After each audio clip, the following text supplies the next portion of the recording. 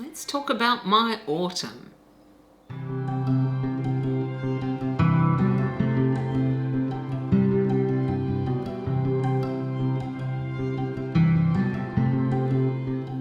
G'day to all you lovely people and welcome back to my channel. I'm Kathy and today I'm going to give you a wrap up of my autumn because as you know I'm in the southern hemisphere and we just went through our autumn and are currently in winter at the time of recording this. And this is going to be the last seasonal wrap up that I do because I recently took a poll on my channel and people would prefer a monthly wrap up. Alright, so as usual I'm going to start with the weather. We had a lovely autumn, really mild, but usually March for example is very hot in Melbourne. We hardly had any rain and it was just very nice mild weather right up to only a couple of weeks ago, and at the time of recording this it is I think the middle of June. As to what I got up to, well, I did have a birthday, my 60th actually, so a big birthday, which was really nice. I got to eat lots of cake, chocolate and cheesecake. Oh yum, yeah. And I got some wonderful presents, lots of books, things off my wish list for example, or I bought books with money I was given, so it was a really nice birthday. But most of my time has been dominated by my demon child. That is Cleopatra, Cleo for short, my German Shepherd puppy. In fact, she has just turned 10 months now, but April was hell. Yeah, I can't deny it. I had reached the end of my endurance with this dog and I didn't know what to do because I just didn't want to deal with her anymore. So I sent her away to a kennel, one of these luxury dog spas where she stayed for a few days, and it did me the world of good. I think it did us both the world of good. I was able to recharge and be ready to deal with her again because I honestly had reached the end of my endurance. She had been so destructive just before I sent her. She pulled down and broke my curtain rod. She made several more holes in my wall, right through the plaster. She started banging on the glass door where I thought she was going to break that as well. Yeah, she got really bad at one point, but this break from each other, which I must admit I felt very guilty over, it did really help. She came back much calmer, and whilst I'm not going to say she is perfect by any stretch, I can really see improvement. And part of that is because I've regained my patience and I am being more patient with her and she is responding better. She's also now getting older. She is now 10 months old and she's starting to listen a bit more, though she's still very willful and defiant at times, but this is just typical teenager or adolescence in puppies. But right now she's being so good that I just adore her. And I can see that she's going to be a fantastic dog. I can see it now. I felt like I couldn't see it before. There is, however, one major issue we're having, and that is that I can't trust her with my cat anymore. She hasn't hurt her, but she has terrified her, and my cat is not willing to be in the same room with her. So now I have to keep them completely separate, which is exhausting. Yeah, I need one to go out so I can bring in the other and they won't go out. So yeah, sometimes there's a lot of yelling, but things are improving. Perhaps I just need to wait for her to get a bit older. I guess I'm also surprised because Cleo grew up with Maya, my cat, and has been around her all this time, but now she treats her like a toy, not like a living thing. And I don't think she realizes how strong she is and that she can really hurt her. So it's tough, but what can you do, right? I can only hope that with a bit more time as she settles down, that she'll be better with a cat. But the truth is, she has been so well behaved that I'm just ecstatic. I also decided that I have to crate train her because nothing else has worked with her. I've never liked crates and I didn't want one, but with this puppy, I've had no choice. It's the only way I'm able to teach her to be calm because she has no off switch. Yeah, she's just go, go, go, go, go. You take her for a walk for an hour, she comes home exhausted, and then she's like, yeah, I'm up, I'm ready, let's keep going. And it's like, well, no, you need to sleep, you need to relax. So the crate has been one of the best things I've bought for this dog anyway, because she loves it and she will sleep in it and she will calm down in it. And it's made my evenings much calmer and relaxed than they have been up to now. So all positives, I guess. Yeah. Whoever tells you having a puppy is easy, don't believe them. It's really not. It really does depend on the puppy. I don't think I will ever get another one this young anyway, because it's just been so much work and so exhausting. All right, what else? What have I been watching? Really? Hardly anything at all. The only thing I've been watching consistently is The Big Bang Theory. And I think I'm up to season 7. I've never seen the last few seasons, but I thought I'll restart it from the beginning since I bought them all on Blu-ray. So I watch a few episodes every night. I have not been knitting though because, yeah, Cleo took my knitting and ran outside, and it is a miracle she did not tear her.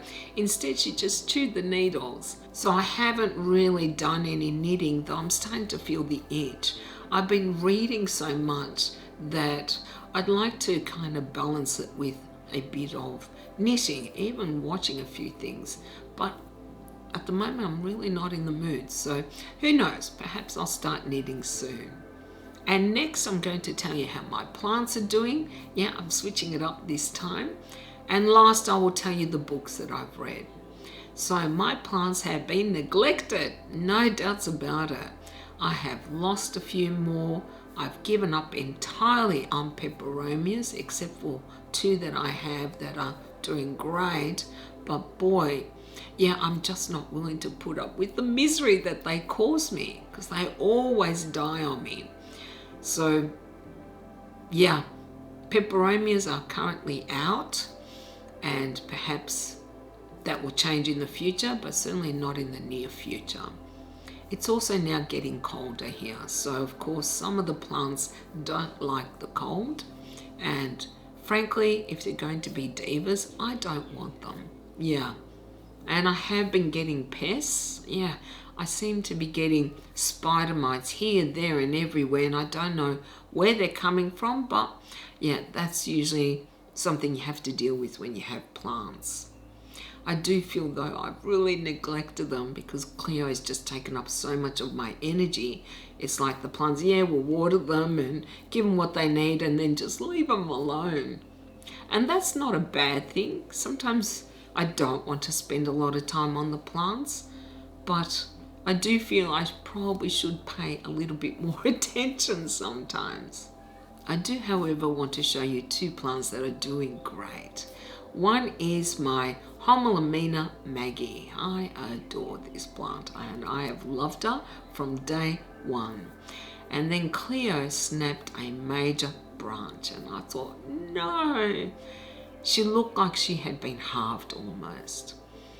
I didn't think there was a node, but ever the optimist, I thrust this long branch into some water and it rooted.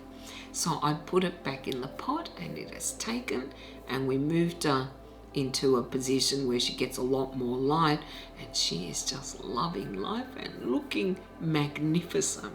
That's what I call her, Maggie the Magnificent. But she's definitely one of my favorite plants and so easy as well. Yeah, I haven't even had pests on her, which is amazing because there've been plants around her that have gotten pests, but she never has. But doesn't she just look gorgeous? Yeah, I think so. And the second one I wanted to show you is my Syngonium 3 Kings. I got this one a few years ago as a large plant. I think it was at the end of the season, so the seller was getting rid of some large plants. And I had her a little bit further back from the window, and she never really did great. And boy, are Syngoniums pest magnets. She has gotten pests so many times, I've lost count. However, she bounces back. Yeah, we treat her and she seems to recover. And I've moved her now closer to the window, which she absolutely loves. And she brings out these magnificent leaves. I love the colouring on her leaves. She looks a little scraggly. I tried staking her. She didn't seem to do as well. So I let her grow over the pot, and she looks kind of weird, but I actually like it. I love the way she looks. For me though, the biggest appeal of her is the colouring on her leaves, because they're all different. Just stunning. But be aware, Syngoniums in my experience always get pests. However, you can treat them and they can recover. And it's usually spider mites, that's what they get. As for my garden, well, it's winter here, so things are starting to die off. It doesn't look great, it doesn't look terrible, though Cleo has made a mess of my backyard. I'm not really going to be doing much with it until spring comes. So yeah, I just look at it and think, oh my God, it looks terrible, but that's okay. And last, I'm going to tell you about all the books I read during the months of April and May. I have already done a wrap-up of all the books I read in March, because that was part of my Loving What You Own challenge, where I only read books that were over 10 years old. Because I had already read the first book in the Ramparts World series by Julian May in, I think it was either February or March, I decided that even though the challenge was over, I was going to read the other two and just finish that series. The second book is called Orion Arm, and the third is Sagittarius Whirl. And I will say that I found this series mediocre. I usually really love Julian May's books. I didn't really love this one. I think I gave it a 5.5 as a series out of 10, and I'm not sure if I'll ever read it again. I didn't hate it. It wasn't terrible, but it certainly wasn't as good as I had hoped it would be. Though I'm glad I read it. At least that is one more series that I can tick off that I've had for a long time that I've actually read. And after that, I decided to read the last 4 Louise Penny series. So now I am up to date. And that also was a real mixed bag. The first one I read was A Better Man, and that is number 15 in the Chief Inspector Gamache series. This one I did not mind. I liked it, I enjoyed it, I liked the mystery. But the others, not so much. The next one I read was All the Devils Are Here, which took place in France. I did not like this one at all. I found it extremely unrealistic that a Canadian police officer could do as much as Gamache did in France. It just didn't ring true. And I also didn't like that the author imbued all the French with these extreme prejudices against anyone who wasn't French, particularly French Canadians. I thought, wow, is this now true to life, or is this simply the author's prejudices against the French? I don't know. Nonetheless, I didn't like it. I thought it was a little too heavy-handed. And that one, I just didn't even like the mystery. I thought it was a little stupid, actually. Wow. Yeah, but it's true. I didn't enjoy that one. The next one I read was The Madness of Crowds. Yeah, this one I didn't like at all. This one seemed very preachy to me, and I didn't like that aspect of it, and I don't recall reading that kind of preachy attitude in her other books. She seemed to have certain opinions that she wanted to share in the book regarding perhaps, I don't know, abortion or feminism, and I thought it was a little too much. I have no objection to an author sharing their views in their books, but it has to be balanced. It can't be far too excessive, and in some instances it felt excessive. Yeah. And the idea was stupid. Sorry, but that's how I felt. It was about a statistician who comes up with this, I guess, idea in the wake of COVID that we need to cull people because the healthcare system can't cope. I thought, really? That's what we need to do? We need to cull people rather than expending more money on the healthcare system? And this belief, this policy that she was espousing was actually gaining traction. And I thought, come on, I don't believe this for a minute that it would gain this sort of traction. Yes, you might have some people who would believe this. I just don't believe it would carry as much weight as the author gave it in this book. It just seemed ridiculous to me. But that's my view anyway. And the last one, A World of Curiosities, I like the absolute least. Yeah. This one had a prison breakout, which I just cannot buy for a moment. Seriously, what the prison warden did in that book just doesn't ring true at all. I cannot believe this would ever happen. I just think it wouldn't happen. And then there was this connection to this older case for Gamache, and I just thought, yeah, no. Yeah, I just think this book is really poorly executed, and again, far too unbelievable to take seriously. So all I can say is that she did not end with a bang, but with a whimper. Yeah, I have certainly not enjoyed the last few, though I still love this series. Perhaps if I had read some of these that I didn't like early on, I may not have continued with the series, but because I have read so many that I loved, I will read the next one, definitely. And perhaps I should add that I have no objection to an author trying something new. It's just some of these cases did not come across at all as realistic. I mean, okay, you can argue that far too many murders take place in Three Pines, this small little village, but at least the murders themselves seem real, like they're possible. Some of the cases in her last few books don't seem possible to me. Or all the other fluff that she has incorporated just kind of takes away from the mysteries themselves. Let me know if you have read the last few Louise Penny books, if you agree with me or disagree with me. You know, I always want to hear you guys' thoughts on these books. I also read Star Wars Allegiance by Timothy Zahn, as I'm trying to read all of the books of his that I have.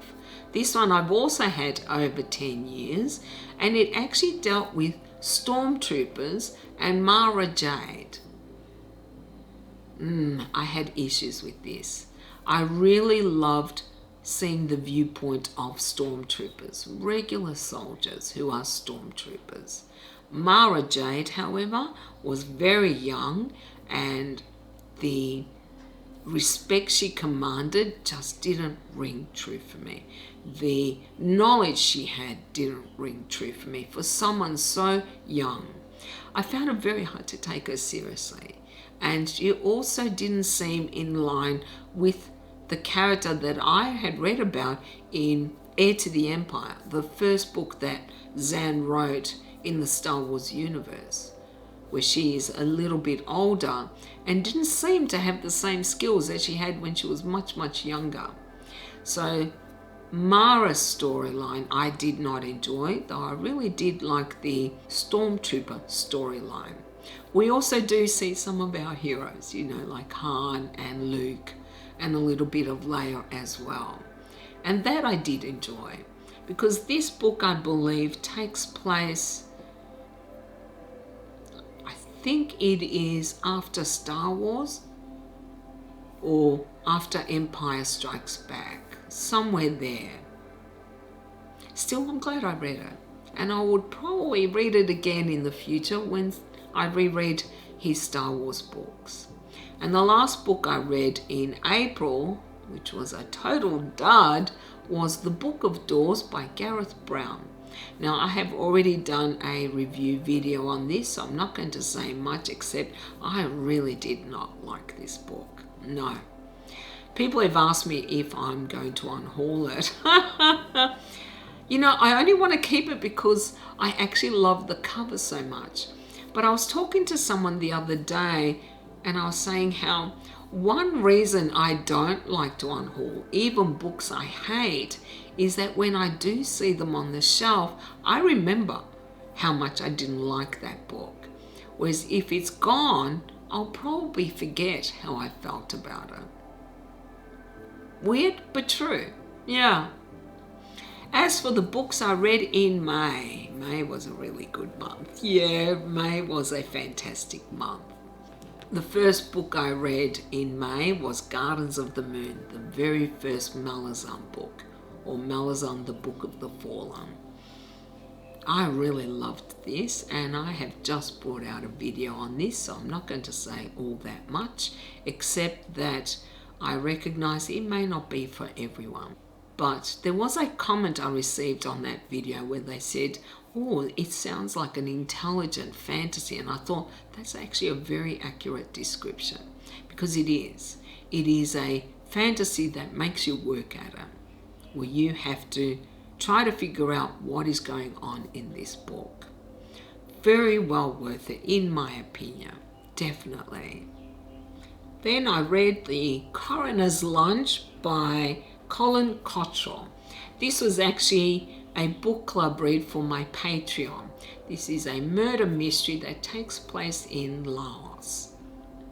I've never read anything that took place in Laos. I don't even know much about Laos. So I really did enjoy that aspect of it. But it does have, I guess, a paranormal element which detracted from the book for me. However, the main character, Dr. Siri, is very charming and very funny, and the author has a gift, I think, for witty and clever writing. I found it so. It was one that, if there had not been this paranormal element, I would have enjoyed a lot more, I think. Yeah. Not sure, though, if I'm going to read any more in this series yet. Perhaps I might try a second and see if I like that one a little bit better. I do like to give authors several tries. I also read Miss Phryne Fisher Investigates by Kerry Greenwood, the first book in the Miss Phryne Fisher series. Kerry Greenwood is an Australian and based in Melbourne, actually, where I live, and she has based this book in the 20s in Melbourne, and I absolutely loved seeing my city as it would have been in the 20s. I think she did a fantastic job at capturing that time period. The character Phryne Fisher is also an interesting, more complex character than you are led to believe at the beginning. She is intelligent and resourceful and courageous, but she is also a bit of a free spirit. And I think that's what I liked about her. Maybe a rule breaker. I've only read the one book. I did really enjoy it. I liked the mystery, but there was a little bit too much emphasis on the clothes that Miss Fisher was wearing. There was also a sexual encounter, which I wasn't expecting in what I thought was a cozy murder mystery. But It wasn't excessive. It was just one scene. It was not something, though, that I expected, I guess. Overall, I did enjoy this, and I have several more of Greenwood's books, and I'm going to read more in this series. Perhaps I will learn to really love it, but at the moment, I enjoyed it, but I wasn't blown away by it. Yeah, though the covers are gorgeous. I just love these very deco covers. I also read 2 Lemony Snicket books. The Hostile Hospital, which is number 8, and The Carnivorous Carnival. I am really enjoying the Lemony Snicket books. I only have 4 left to finish, and I'm usually reading them 2 at a time. I like that he's now kind of changing direction. It's not a repetition of the earlier books. I'm finding it really interesting where it is going, and I've left it on kind of a cliffhanger, so I'm looking forward to reading the next one. But the kids, these kids, what they go through, it's really hard actually to read about young children going through something quite awful, which they are, after losing their parents. But I like that the author has changed it up. It's not just them with a guardian. It's usually them in unusual circumstances or situations, like in a carnival or in a hostile hospital. So I'm definitely going to finish this series in the next little while, but they are a treat. Very enjoyable. Then I tried All Systems Red. I think it is the first Murderbot book by Martha Wells. I DNF'd it. Yeah, I did not like it whatsoever. I did not like the writing. I thought it came across as very amateurish, or, well, maybe not amateurish, but very much geared towards a younger audience. I didn't know what this Murderbot looked like what armaments or anything he had. The science seemed to be very minimal, if at all, and some of the characters just seemed to blur and blend, that I couldn't distinguish one from the other. And this Murderbot's kind of depression, I guess, and need to be isolated from people, to make me empathize with him. He seemed to be, he or she, I don't even know what they are, he was just boring. And I got so bored in the middle that even though it was close to finishing, because it's not a long book, I thought, no, I can't bear it. And I'm trying to be better with DNFing books that I'm not enjoying. And this one, I did not enjoy at all. I didn't even care how it ended. I didn't want to know. I just thought, I don't know what all the fuss is about. This one seems so superficial in the writing, in the characterizations, that it was dull. And last, I read the Passage trilogy by Justin Cronin. I'm in 2 minds about whether I want to review this series. I think I would like to, but I really enjoyed the first book. I loved the second, though apparently it isn't as popular as the first. And I didn't love the third as much, though in a way I do feel it concluded the series well. This is about an apocalypse that takes place, and as I was reading it, it reminded me very much of The Stand. It involves a virus that wipes out a large portion of the population. I mean, a very large portion.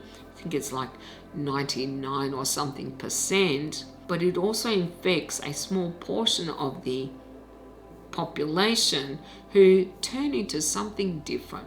Reminded me a bit of vampires. It also reminded me of the Pines trilogy and even The Walking Dead in some ways. I'm not going to tell you what these creatures are. They're called virals, but they are lethal and they are killing people. And we are there when the virus basically decimates the population, and then we skip ahead in the timeline to the survivors. And that is always one of my favorite things about post-apocalyptic books is seeing how the survivors have built their world in the aftermath of something like this. Cronin is a good writer and I really enjoyed this series. I just felt a little let down with the end for certain reasons. And I don't want to spoil it by saying here why. But I loved some of the characters, especially Peter. Yeah, he was one of my favorites. And whilst I enjoyed the plot because it was different, it was original, again, it did remind me a lot of The Stand, which I will maintain is better. That may be an unpopular opinion, but The Stand is also one of my all-time favorite books, so no surprise there. Still, very well worth reading. I think I would give it like a 7 to 7.5 for the overall series. I haven't decided yet if I'm going to review this series. If people want me to, then I definitely will consider it. I've just got so many videos on the go that I'm not sure when I'll get around to it. And the last book I read in May was The Fifth Elephant by Terry Pratchett. I think it is number 24 in the Discworld series. This one involves the guards and I thought this one was hilarious. I really enjoyed seeing Vimes as a kind of diplomat. I loved seeing the dwarves more, and there were also vampires in this one, and I love seeing what happens to the guards when Vimes is away, and that's all I want to say. They are always such a delight, these books, and I do want to read some more, but I'm not sure when.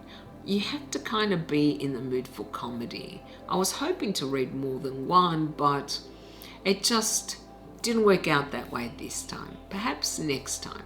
I'm still determined to read at least up to number 30 by the end of the year. Who knows, I might even read more. So that's all the books I read. Now, of course, I'd love to hear what you guys got up to in autumn if you live in the southern hemisphere, or in spring if you live in the northern hemisphere. And you can let me know down in the comments, or you can contact me on Instagram. Well, thank you all very much for watching. I really do appreciate it. And if you like this video, then you can do the usual. You can like, comment, and subscribe if you haven't already. I hope you all have a beautiful day, and I'll see you next time. Bye. I wanted to thank all my patrons, but a big shout out to my book dragons, Laurie, Michael, Gabriella, Yavanka, Joe, and Johanna.